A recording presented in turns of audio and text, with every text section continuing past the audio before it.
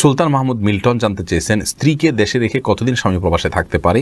অনেক আলেম বলেন 4 বা 6 মাসের অধিক সময় স্ত্রীর কাছে থেকে দূরে থাকলে বউ তালাক হয়ে যায়। আবার অনেকে বলেন গুনাহ হবে। এ কথাটা কি হাদিস দ্বারা প্রমাণিত?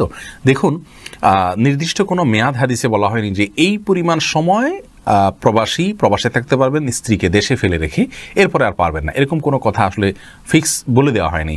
ওমর রাদিয়াল্লাহু তাআলার একটি উক্তি থেকে 4 মাসের সময়ের কথা অনেকে বলেন যে 4 মাসে বেশি থাকা যাবে না, এর কম থাকা যাবে। আসলে এটা ভ্যারি করে স্ত্রীর এবং তার অবস্থার উপরে।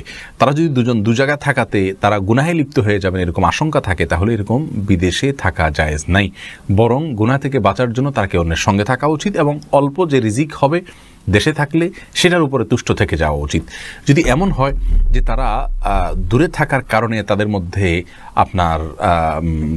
এক ধরনের গুনাহের প্রবণতা চলে আসতে পারে, তারা অপরাধে লিপ্ত হয়ে যেতে পারে, এরকম যদি হয় তাহলে সে অবস্থায় তাদের জন্য এটা জায়েজ নাই, সম্পূর্ণ হারাম। তাহলে আমরা জানলাম যে প্রবাসীর জন্য প্রবাসে থাকার নির্দিষ্ট কোনো মেয়াদ ইসলাম বলে দেয়নি, তবে তার স্ত্রী এবং তিনি উভয় গুনাহ থেকে যতদিন বাঁচতে পারবেন ততদিন তারা থাকতে পারবেন।